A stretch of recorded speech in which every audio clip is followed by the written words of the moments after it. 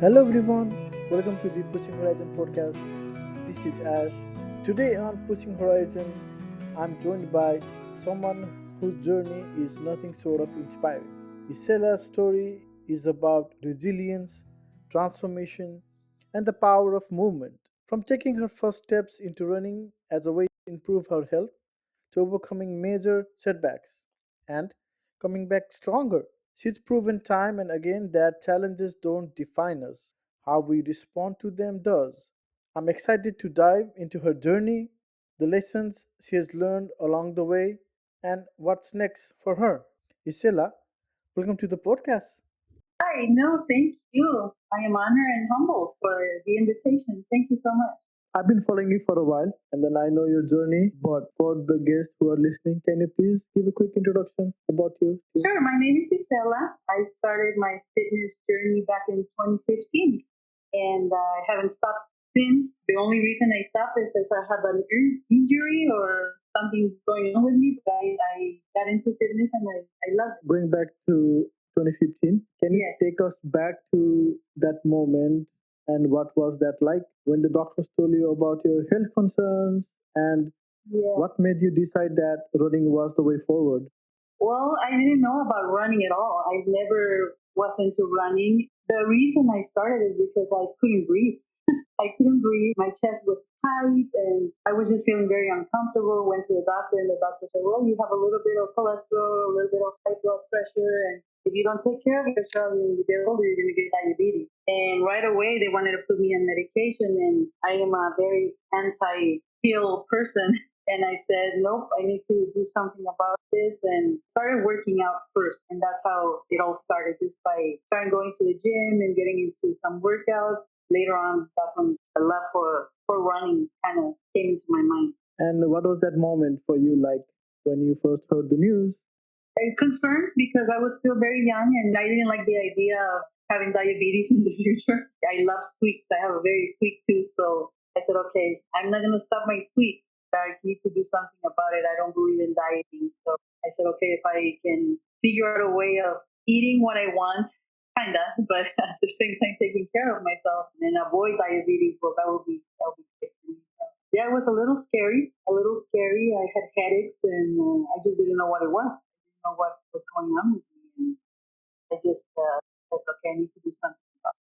I'm really glad that you chose this way forward and started going out and then eventually fell in love with the running. In your experience, how was your first 5K? Did you just fell in love with the running immediately or were you like slowly getting into that idea of running? That's funny you said it, the love, and it's hard. Honestly, it's always been hard for me. Up to this point, it's been hard. It has not been easy for me. I came to the terms that I am not a fast runner, but I can get it done. So I'm a perfect example of you can get out there and just try your best and just move and just plan your miles and finish.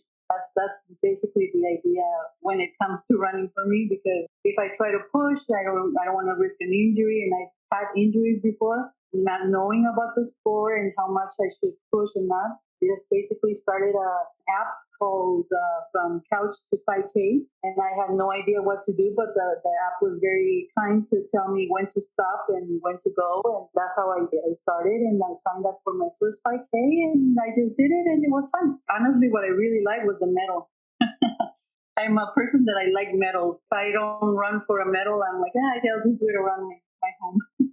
I think we all love medals, and that's probably one of the reasons we all run. And also, I don't think it's fair to classify a fast runner or a slow runner because at the end of the day, we all run the same distance and same effort, or maybe more because it's much harder for people who run slower. I think it's more difficult too. You shouldn't just undermine the thing that you're doing. And if you run a marathon, so that's not easy. We should all be proud, and what you're doing is amazing. Yeah, just wanted to say that. Yes, thank you. Thank you. Thank you. Yes, it's definitely difficult. I make my money worth by taking so long, but it's fun. Definitely. Yeah, as long as you get it done, that's all matters. How did the strengthening pound class and micro balance eating help you with your transformation? I joined a fitness studio. The trainers there were very nice to everyone. They will try to make sure that you were having fun. For me, it's always been about having fun. If I do a class and it's not fun and it's kind of boring, I automatically don't go back. It was nice that they encourage you slow movements and just to get it done. One of the workouts was a pound class, and that's I don't know if you're familiar with that workout. It's you get some sticks, and it's like the drummer sticks, but you're in a squat position for the most time, and you're hitting the sticks on the floor. So that was so much fun, and the trainers were so energetic, and that helped me a lot. And the same trainers started with the what macros. Well, I didn't know what macros were, and it was a combination of carbs, fat, and proteins. I didn't know where to start, but they said, "Oh, well, you need to do this and just eat every 3 to 4 hours." And I was like, "What? That's a lot." But I started doing it, and then little by little, I just started feeling a lot better. That feeling of the tightness in my chest started to go away. My headache went away. And once I started to see that there was results also, my body composition started to change also. It was easy to just keep going when you're having fun. I did a little combination of all those activities and reached my goal at that point. I just like what you said about having fun. That is how we should all pursue things. I also believe that if you don't love something, then you will not do it long term, because if there is no love, then you just hate it. And if you hate it, then you don't want to do it. Same with the Right. studies too. Anything in life, Yeah. like I think you have to love it and you have to have that passion to do it. Otherwise, you will not be able to fully get consumed by it. And that's why I always say, like, you have to find what works for you. What do you like to do? People say, well, I don't like to run. I'm like, you don't have to run. You like to dance, and join a Zumba class, or do an activity that you want to do, something that you want to commit to do. It will help you, and you will feel better. And yeah, and we all want to look great and feel good, but the most important is that how's your heart and how's your blood and all your when you go to the doctor and the doctor tells you, oh, everything's excellent. Well, that's the main goal, right? To just get to that point where you don't have any illnesses for the future that you have to do. Exactly, exactly right. What you said. We just have to take care of ourselves. It doesn't matter if you run, or you can just do elliptical because that will work too. Or rowing, or Zumba, like you said, dancing. So whatever works for you, you have to figure out that what you can love and how you can be consumed with it. You achieved your goal by 2018, but then discovered the tumor. How did you mentally and emotionally process that diagnosis? Well, it was a shocker to find out what I had. You'll never know. But as women, we go through our monthly cycles, and it was something very hard to deal with. Going to doctors telling me, "Oh, it's normal that you have this amount of fluid," or "It's normal that you're in pain." It's something normal. Until someone actually figure out and doing some deeper tests, and they found out that I had a tumor on my uterus. It was the size of a grapefruit. That was the reason why I was in so much pain months. It was just devastating to find out. We didn't know if it was cancerous or not. And so they will actually had to go in there and remove the tumor. Thank God it was not. After that, just the recovery was intense. So my fitness stopped 4 months after the surgery. And then as soon as I was able to recover, then I started up again. Oh, I cannot imagine that. And it's often the case, right, where doctors are like, oh, it's nothing. But then somebody does this final test or something different, then sometimes we get this awful news. And I'm glad you're okay now. Everything worked out. What was the hardest part of going through multiple surgeries, and how did it impact your body, your mental health, your running, everything? First of all, when I had the first surgery, they removed my uterus and one of my ovaries. It was hard to get back into fitness. I was still in kind of a good shape, but the surgery and then 4 months of recovery and then getting back into it, it wasn't easy. And there was a point when I said, you know what, I'm just going to stop this. I'm just going to try to eat better and maybe just walk. But you look back at your pictures and you look back at how you have improved and you made such a good transformation to yourself and in your health that you're like, wait a minute, I can't stop. I need to start all over. So I did, came back, and I became stronger again. One day, I started feeling sick again in the same area in my stomach. I'm like, something is wrong. They rushed me to the hospital. And I remember perfectly the day. It was a Valentine's Day. Now, this was in 2019. Sure enough, I had a cyst on on one of the ovaries, and the ovary had twisted. It was an emergency surgery again. So here we go again, another cut, another process about it, and then there you done, especially. And I just have to overcome it. And I said to myself, you know what? It doesn't matter. I just have to just get back to it, just pull myself up again and start all over after this. I knew how long it took me the first time, so I knew it will take me the same time. And sure enough, another 4 months. So basically, I lost a whole year of back and forth with that. And that was it. I just have to get myself up again. Wow, that's a bummer. That's sad because you just came back, had a surgery, and then again, it's same thing, same area. And I'm glad that everything is okay. After this second surgery, what was your motivation like? Sometimes when we get these challenges in life, it's easier to give up. What was your reason to just keep fighting it? You just being so resilient and then going back at it like, okay, I want to do this. Well, at that point, after the two surgeries, my mentality kind of changed in a way. Yeah, it was more about getting fit and staying healthy. But now I was grateful for life. Grateful I can get up. And I know a lot of people say you should just be grateful that you get to see another day. But for me, honestly, it was because a lot of people don't know is that I was almost gonna die.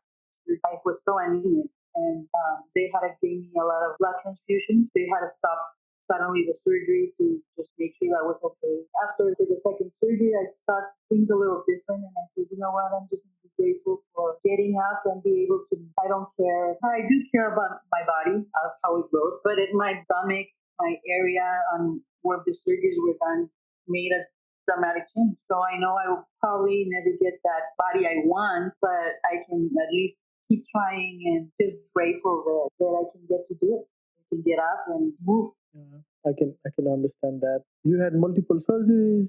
With this, there are, like you said, so many different changes to your body that would not have been there before. How did you adapt your training to work with these changes? That's something I work hard for, something that I'm trying to figure out because there's certain movements that it's painful at times and when I do too much.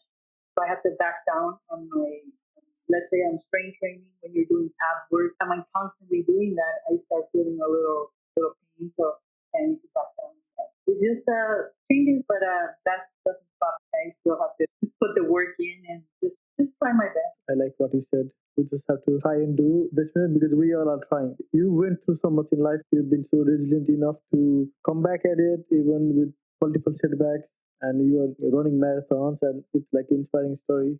So, what made you decide to go from a marathon to a full marathon in 2022? Because that's a different ball game. At this point, I had met a lot of friends on through my Instagram that are runners. You know, the fitness community is just so supportive. Talking to some of my friends, and one of my friends said, "You should try to see if you can run a marathon." And I'm like, I had that on my mind before. He suggested a training. I started to train, and then I didn't know what to expect. And well, it's easy to run a half marathon. Well, not easy, but I'm saying it's easier. It's still hard, but it's easier. You can do the 13 miles, but passing 13 miles is something else. Like it's a different ballgame, and you just somehow get the strength and just go for it.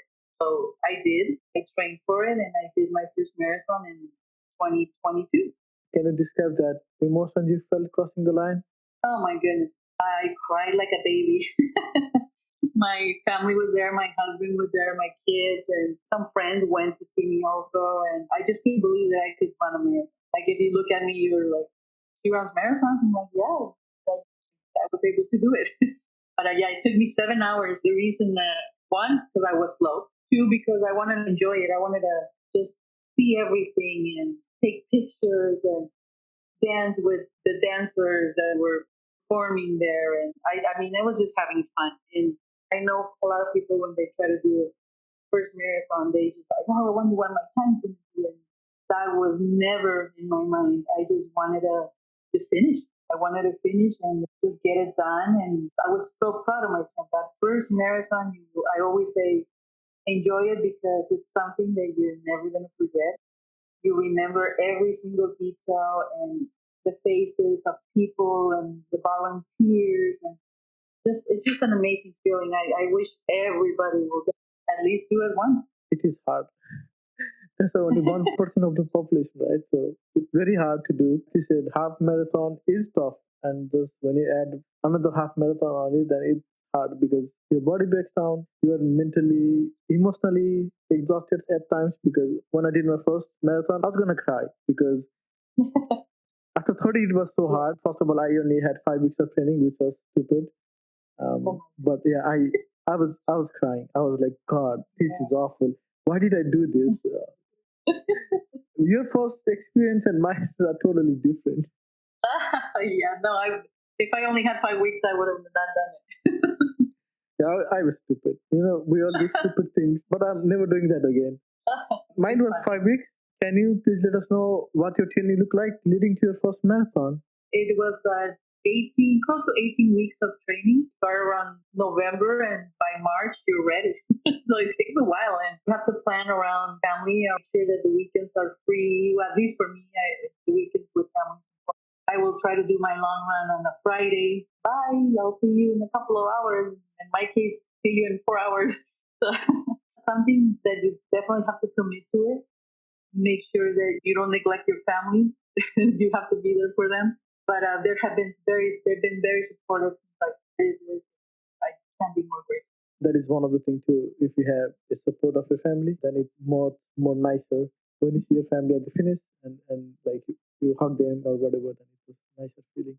When you finish the marathon after overcoming the two surgeries, 2018, 2019, and after the marathon, you also had a minor procedure done. In my lower back, yes. After the first marathon and I continued working out, my lower back started having like pain, and I didn't know what it was. Going to the doctor, they said, well, we need to do a small procedure and remove some tissue that accumulates. It was a 1 day procedure. Recovery wasn't bad. It was maybe like 2 3 weeks.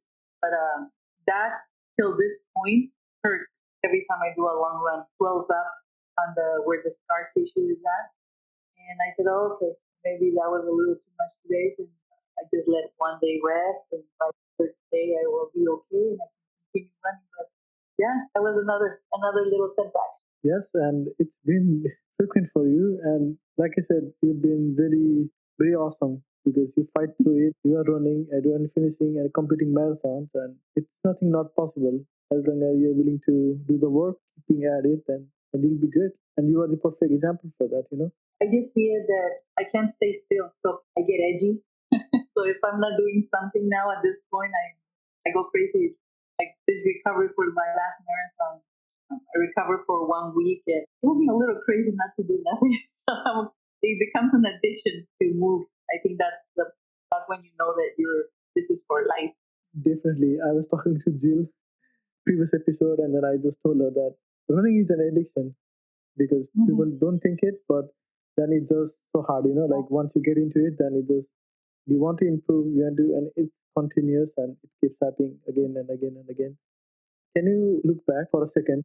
Can you imagine the first day you ever when you got the news, and then how you felt then, and can you compare yourself to how you feel right now? How did running make you feel between those two times?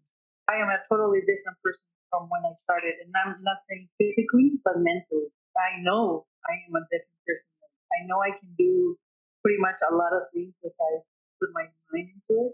You develop strength mentally. So even if something's hard, you just keep trying, and you don't satisfy it until you know you can do it. And then when you can do it, then you're like, okay, so what's next?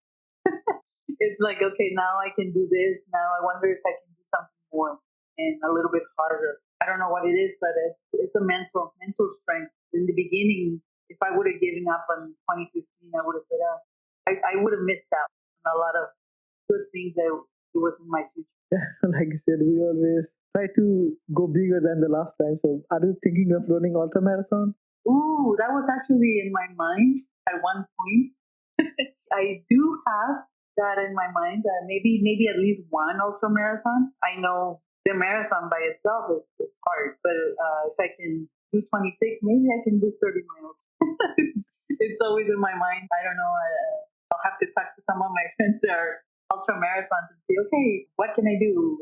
That's a totally different game. Well, like you said, it will be a different experience for Yeah, and I think it's much more fun Let's say that, because in marathon we are so focused, we don't try to enjoy. You try to enjoy, but when I'm running it, like you said, I'm just focused on trying to get that time. Ultra is more like enjoying the nature. People are cooler, I think, too, because I Yes. talked to Milton, Bo, and I have so many other ultra runners friends, and they seems cooler, compared to the road running people. I think the experience is much more nicer. Yes, they're more calm, I think, in a way. They're not too focused on time. I think that will work for me in the future.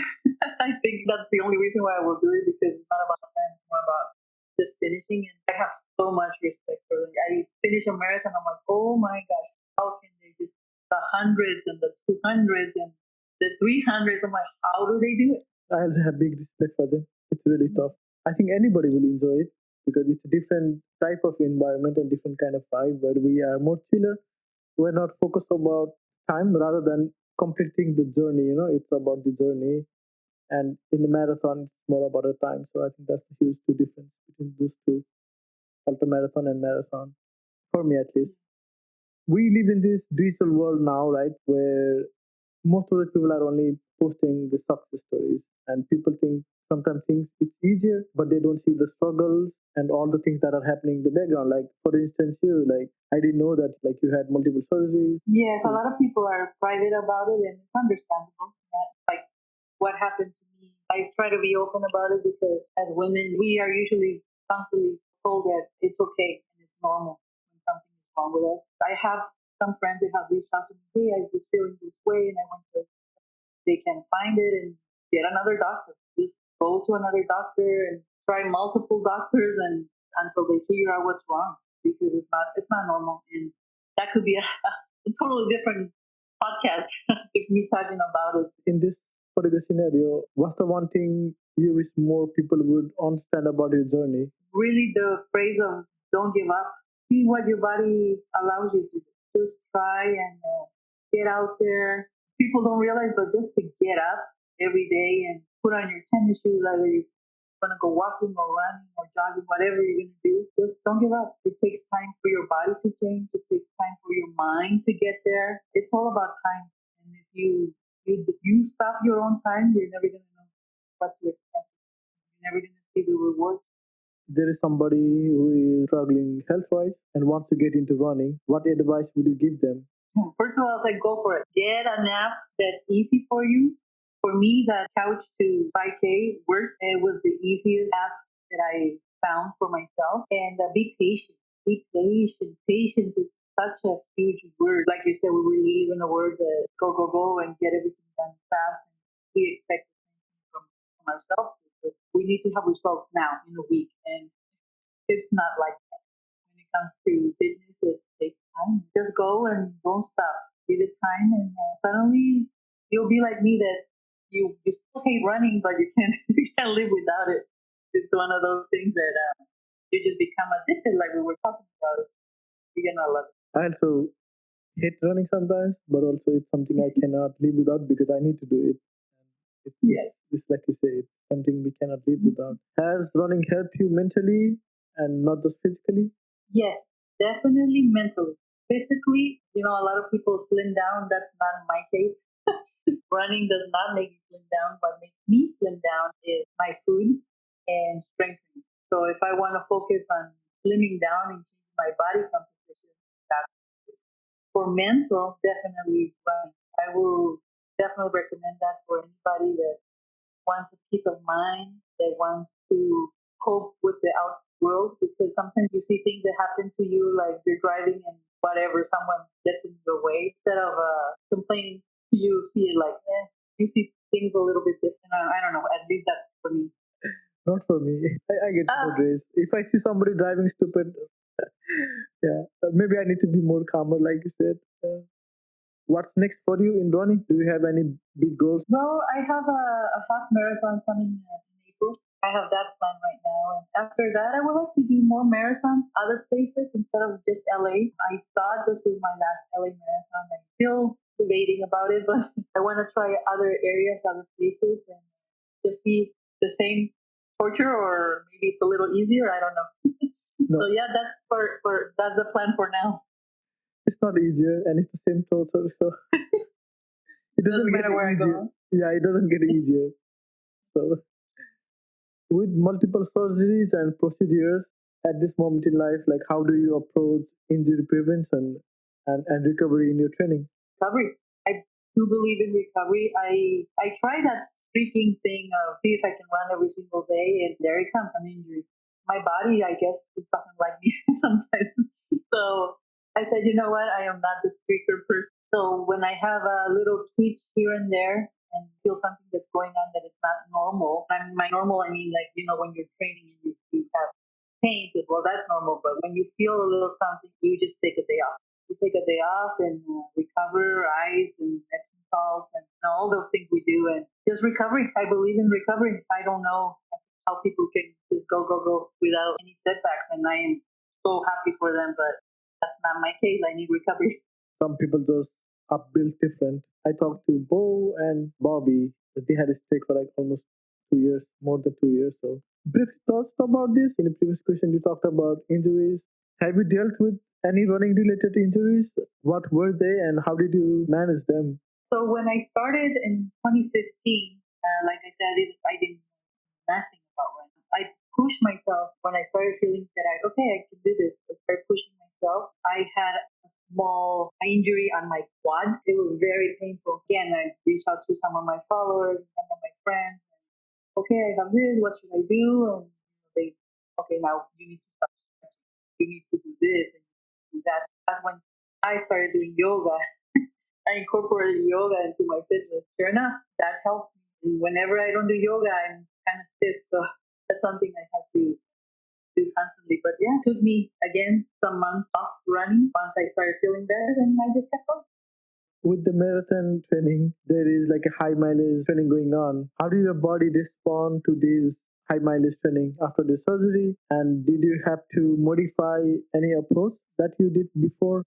With marathon training, I try to take 2 days off from the training. What I will do is just push myself during the other week, the other days, and then just recover, try to recover. But marathon training is hard. I always say that marathon training is the actual marathon. The day of the marathon is just a celebration. Yeah, well said. That is true. Because we push ourselves and then die like me or cry. Uh, you mentioned about the macro balance. Eating played a major role in your transformation. So, how do you approach nutrition as a runner? I am a terrible person when it comes for advice on nutrition for running. When I'm training for the marathon, I kind of eat everything. Needless to say, right now I am overweight again, but not dramatically. I'm overweight again. I'm trying to understand what's the proper carb loading during training and during marathon. I go overboard on bread. I love bread, especially if it has butter. I always make fun of myself saying like, "Oh, I wish I could eat it just a salad." And be like a lot of girls that, "Oh yeah, I'll just have a salad." I'm like, no, that's not me. Give me my bread. So I'm trying to read more about it, and hopefully I'll get it. But with macros makes it easier because you have to make sure it's a portion of protein, carbs, and fat. So I just need to get back into that. I also don't know who eats salad. It's hard. I don't like it either. So, I like food. I'd rather eat more protein. When you're training in a marathon, how do you do your fueling strategy? Every 4 miles or so, I'll have a gel. I have my water well electrolytes and some oranges that a friend recommended, and that's about it. I don't do any other stuff. I try to have protein after the run. I did the same thing every marathon. Take my gels, and that's it. Just electrolytes during the race. Do you have a go-to pre-run meal? I am one of those persons that I cannot eat that same day. But the day before, I will eat in the morning something heavy carb in the morning on a Saturday. And let's say the run is on Sunday, so I'll have Saturday something carb in the morning, and then nothing the rest of the day, but just hydration. But the Friday, I will have something with pasta, something heavy for sure, and bread. We all love bread. And also, like we talked about the feeling, has there been any instance where you took a certain gel and it didn't work out? It took me a while to figure out what kind of gels was good for me, and I tried different ones, and the only one that really worked was Puma gel. It's natural and it's made out of chia seeds. When I tried that one seemed to help me. It's very easy on my stomach. Okay. Yeah, and that is one thing that didn't work on me. When I was in US, that was the gel I tried. Like you said, we all kind of have to figure out what works for us and Yes, what doesn't, because each of our body is so different, and isn't something, that it? yeah, something goes good with the stomach, something is really bad. Yeah, it's interesting how our bodies react differently. It's same with everything. The way we eat, the way we run, your body and my body reacts totally different. So we all feel it in our own way. Yeah. What's your favorite running shoes? Were there different pairs that you had to try before finding that shoes that works for you perfect? Oh my goodness. That's a totally different topic too, right? I've tried a lot of different shoes and not knowing you think you can use the same shoes that you use around the house, the tennis shoes that work, and of course it's not gonna work. And that's a different issue because that made me have pain on my shin. So then I started with Asics and then moved to New Balance. And I think I tried them on until I went to the shoe store, the actual shoe store that has running shoes. They put your feet on a little scale and they see where are you pressing more. And that's where they said, okay, let's try different ones. I tried the Focus and my feet did not like it. And they're so cute, but no Brooks. Brooks are my go-to for the that's the one shoe that so far right now it has been making my feet happy. How many pairs do you have? Oh my gosh, I don't tell my husband. I have so many in there in the garage, so many pairs, and after the 300 miles or whatever, I'm like, oh, I'll just use this one for the gym. I have so many in there and different colors, and it's terrible. Terrible. I think that's something that we all have in common. Yes, definitely. Too crazy is with everybody. What type of watch do you use? Do you use a heart rate monitor? And how does it help with your training? Okay, so you have to be ready for this. I don't have a watch. All this time, I have not committed to a watch. And I think the main reason is because I keep hearing people complain about how the watch tells them that they didn't perform their best. And I already know that. I don't need someone to tell me, oh, you're doing terrible or you suck or whatever. I'm like, no, no, I already know this. Okay, I don't need a watch to tell me that. So what I do, I just take my phone with me. I program my Strava app. That's what I use. I just hear in 1 mile, 2 miles, 3 miles, whatever it is, and that's it. I haven't tried to even think about getting a watch. Wow, I'm amazed because I don't know if a lot of people do that. And in this moment in time where we are also data, Turkey. yeah, and we are so like into data things and stuff. Kudos to you. I mean, if you can, yeah, if you can stay away from it, then I would say that you should do it because it's not helpful. It's like getting on a scale, and the scale doesn't tell you what you do, right? Yes, yes, definitely. There are a few questions that now I'll just throw at you. So, do you have a dream race that you want to do? If somebody asks you right now in this moment, say, can you pick a race that can be anywhere in the world? Which one that would be? And I've mentioned this to my family. I would like to go to Rome and do the Rome Marathon. Interesting because you picked that. I would imagine that you picked something for major marathons, but you picked something totally different. So, I like it. I actually tried to apply to Chicago Marathon and they said no. I said, okay, they told me no. So the idea of doing the meters, I'm like, yeah, that's really not for me. I'll just travel around the world and see if I can do that. I have a friend that he has done every single country and every single state, and that's inspirational. Like you talked about running community and friends, who in the running community inspired you the most? Well, there's a couple of them. There's Carrie and Yaya and Cece and Tom and there's just so many in different ways that they just inspire you to push yourself, and they give you great advices, and they're not shy to let you know what works for them, and that's who I look up for. People that they want to share. And they're not stuck up. There's a lot of them. I will figure it out. You just have to figure it out. And no, I like for me, ask me and I'll tell you what I do, and if it works for you, good, and if not, then just keep finding what works for you. How has running connected you with people in ways you didn't expect? The support, knowing that other people understand what you're doing. If you are looking for fitness, there's a community for that. if you're looking for running community, it's huge. It's huge. Definitely, they help you. They motivate you, and it's something that I didn't think will be there for me. But you can always reach out to them, and they're there for you. True. It's such an amazing community where everybody's so supportive and helpful, and they just share tips and knowledge that they know. What one piece of advice that you'd give to your new runner that is listening to you right now? Oh my goodness, that's a good one. Just have patience, have fun. Again, I keep saying that, but it's true. For me, it's just have fun with it.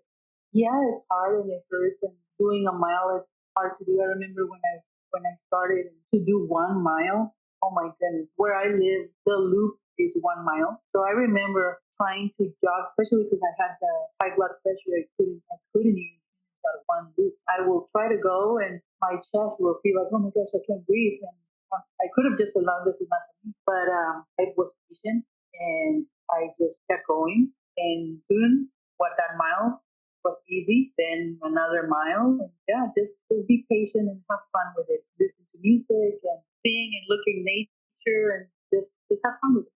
Okay, thank you for that. And I think I have the last question for you, and I would like you to finish this sentence. Running has changed my life because.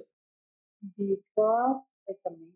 Thank you for that, and I really appreciate you taking the time from your life and then giving it to me so that we were able to talk about you and know about your journey and your life. I really appreciate you taking your time and doing this, and thank you Oh, so much. thank you. Thank you so much for the opportunity, and I appreciate it. Thank you so much. And that's a wrap for this episode of Pushing Horizons. Thank you so much for tuning in and being part of this conversation. If you enjoyed this episode, please don't forget to subscribe, leave a review, and share it with others who might find it inspiring. Keep chasing your goals, stay consistent, and please remember progress is progress, no matter how small. Until next time, take care and keep moving forward.